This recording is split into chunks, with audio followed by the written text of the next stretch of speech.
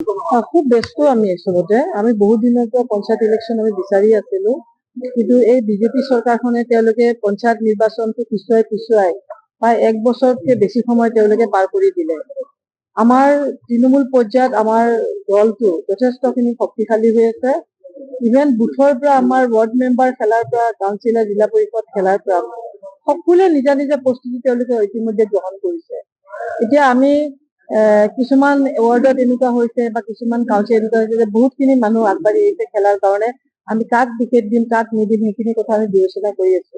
কিন্তু এই ক্ষেত্ৰত আমাৰ এইবাৰ এটা খুব ভাল হৈছে যে আমাৰ পঞ্চায়তৰ টিকটৰ সম্পৰ্কত আমাৰ অসম প্ৰদেশ কংগ্ৰেছ কমিটি নিজাববীয়াকে তেওঁলোকে প্ৰদেশ কংগ্ৰেছৰ দায়িত্বটো লোৱা নাই। এই গোটেইখিনি দায়িত্ব প্ৰদেশ কংগ্ৰেছৰ তৰফৰ পৰা আমাৰ সভাপতি ভূপেন বৰা ডাঙৰীয়াই এখন চাৰ্কুলাৰ ইতিমধ্যে ওলাই দিছে যে ডিষ্ট্ৰিক্ট কংগ্ৰেছ কমিটি আৰু ডিষ্ট্ৰিক্ট পলিটিকেল এফেয়াৰ্ছ কমিটিয়ে তেওঁলোকে নিজাববীয়াকে মিটিং কৰি তাতে তেওঁলোকে সিদ্ধান্ত কৰি পাৰ্টিবোৰ চিলেকশ্যন কৰিব।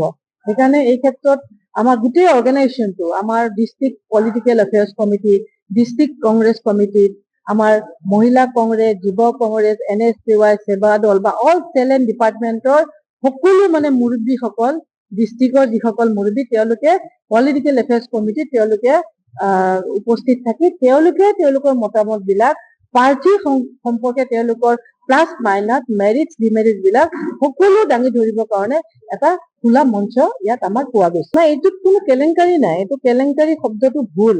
এইটোত তাৰমানে আমাৰ এতিয়া এটা পদ BCC বিচাৰা মানুহ বহুত থাকে, তাতে আকৌ পঞ্চায়ত ইলেকশ্যন আহিছে আৰু পঞ্চায়তৰ ব্লকৰ প্ৰেচিডেণ্ট এটা পোৱাৰ লগত টিকেট বা কিবা এটা তেওঁলোকৰ যিটো ক্ৰাইটেৰিয়া তেওঁলোকে অলপ বায়'ডাটাত আগবাঢ়ি যায়।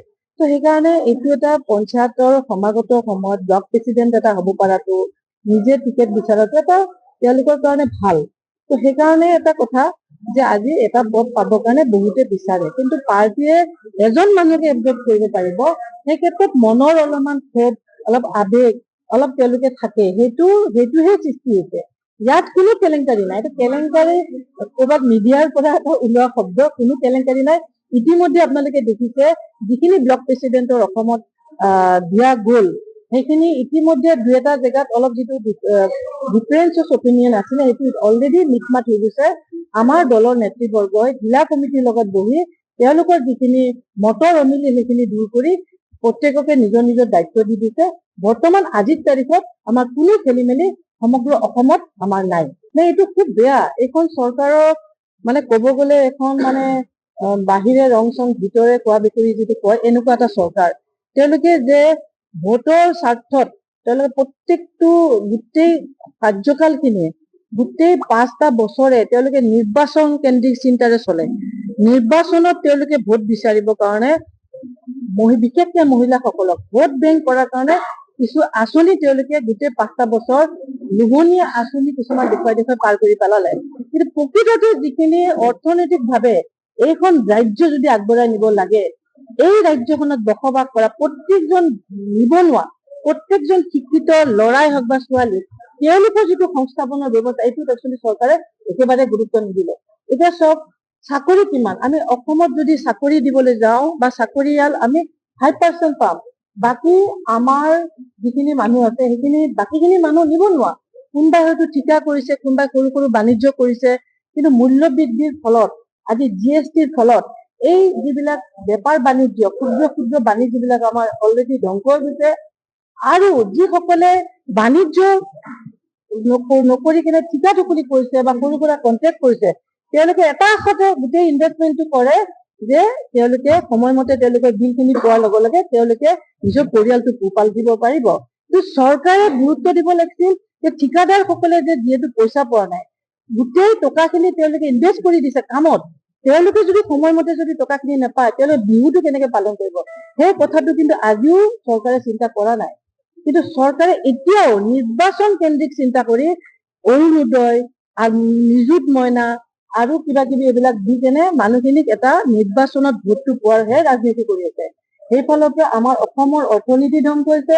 অসমত বসবাস কৰা প্ৰতিজন ব্যক্তি, ই ঠিকাদাৰে হওক, ই সৰু সৰু ক্ষুদ্ৰ ব্যৱসায়ীয়ে হওক, সকলোৰে কিন্তু ঘৰত এতিয়া পানীত হাঁহ নচৰা অৱস্থা। এই কথাখিনি চৰকাৰে চিন্তা কৰা উচিত মই ভাবো।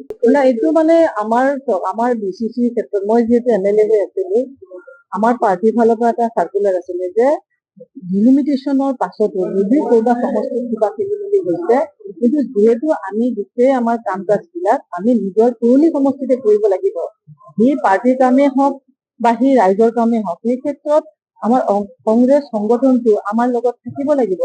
এই ক্ষেত্ৰত আমাৰ মতে যদি আমি BCC বিলাক পাওঁ, তেতিয়া আমি কাম কাজবিলাক কৰিব পাৰিম, ৰাইজৰ সমস্যাবিলাক আমি দূৰ কৰিম। এই ক্ষেত্ৰত মোৰ সমষ্টিত যিটো নতুনকে বহুতখিনি জেগা চমৰীয়া যিটো নতুন সমষ্টি, মোৰ চমৰীয়া ব্লকটো অলৰেডি মোৰে ব্লক, তাতে তাৰ লগত নতুনকে গৰৈমাৰীটো লগ লাগি গ'ল, নতুন আমাৰ সমষ্টি এটা সৃষ্টি হ'ল, নামটো চমৰীয়া হ'ল।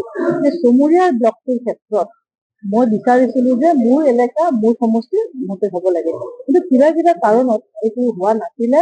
তাৰ কাৰণে মই অলপমান নিজৰ নিবেদন কৰিলো।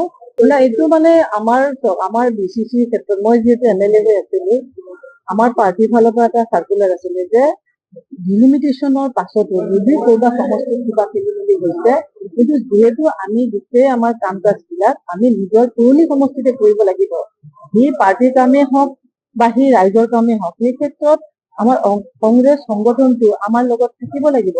এই ক্ষেত্ৰত আমাৰ মতে যদি আমি BCC বিলাক পাওঁ, তেতিয়া আমি কাম কাজবিলাক কৰিব পাৰিম, ৰাইজৰ সমস্যাবিলাক আমি দূৰ কৰিম। এই ক্ষেত্ৰত মোৰ সমষ্টিত যিটো নতুনকে বহুতখিনি জেগা চমৰীয়া যিটো নতুন সমষ্টি, মোৰ চমৰীয়া ব্লকটো অলৰেডি মোৰে ব্লক, তাতে তাৰ লগত নতুনকে গৰৈমাৰীটো লগ লাগি গ'ল, নতুন আমাৰ সমষ্টি এটা সৃষ্টি হ'ল, নামটো চমৰীয়া হ'ল।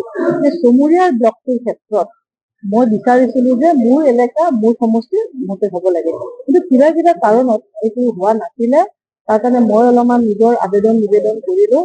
মই আমাৰ গোটেই নেতৃবৰ্গক পৰিস্থিতি বুজালো, সেই নেতৃবৰ্গই মোৰ কথাখিনি সন্তুষ্ট হৈ তেওঁলোকে বৰ্তমান যিজন BCC সভাপতি দিছে, তেওঁৰ বায়'ডাটাও ষ্ট্ৰং আছে, ভাল মানুহ, আৰু মই সেনেকে এই সমস্যাটো মোৰ সমাধান হৈছে।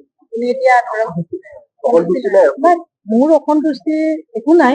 মই যাক দিছো, মই মানে দলে যাক দিছে সেইজনৰ দ্বাৰা আমি পঞ্চায়ত ভাল কৰিব লাগিব।